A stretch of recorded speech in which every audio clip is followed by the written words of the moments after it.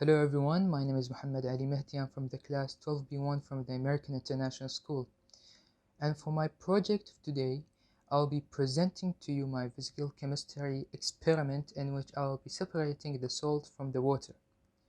My objective for my experiment is to show all the young generations or all people simple life hacks that can be useful in such situations.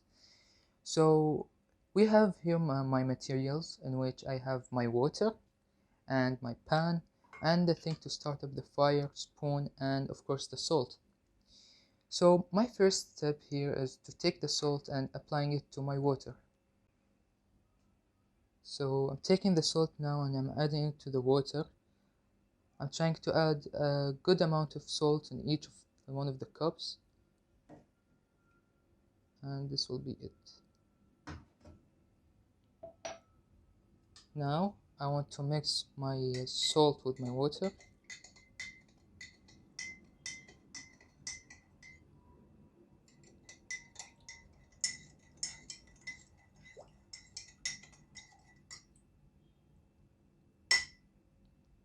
Okay, and my next step is to take the pan and start up the fire. Okay, so now I have opened the fire and I added the water into the pan, and I added actually more salt because I figured it's not enough. So now I would just want to higher the heat, just in medium heat,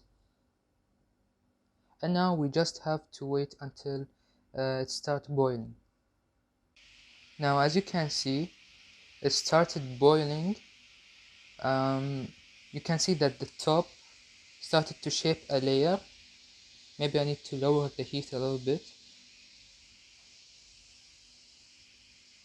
As you can see, it started shaping up, and now we just have to wait a little bit longer, and I will show you what will happen after.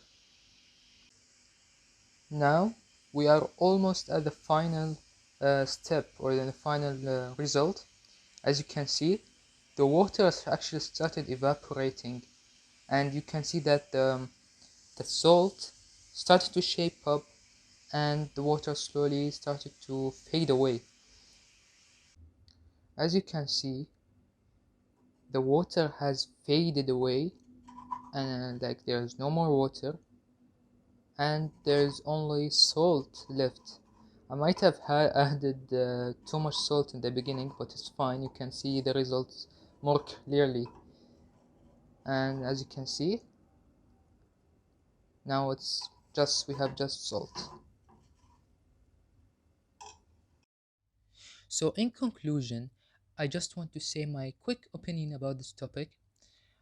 But before I start, I just want to say that there will be another video in which I'll be explaining my PowerPoint, and I will be talking about the main concept, introduction, and whatnot, the applications, conclusions, and most importantly, I will be re-explaining my experiment in a smoother way, and I will be adding more knowledge about my experiment.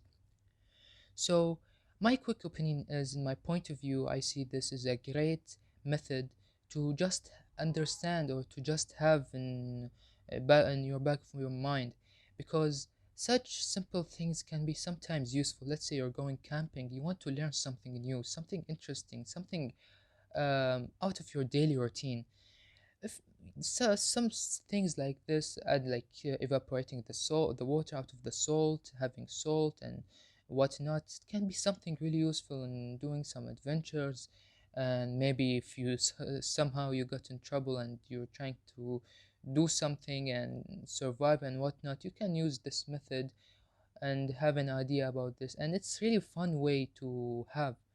Like for me personally, I love to have this kind of knowledge. It's like something out of my daily routine. It's something unusual. Not many people know that. And also, it's nice to know a bit of your history, because back in the days they used to do this method, but of course, without the pan and stuff, they didn't have advanced equipment. But they had a small campaign and they had similar methods Other than the equipment, it was the same method. They take the salted water and they fire it up until the water evaporate and the salt stays. So with that being said, thank you for watching, and I hope you have a great day. Don't forget there is another video for my PowerPoint presentation. Thank you.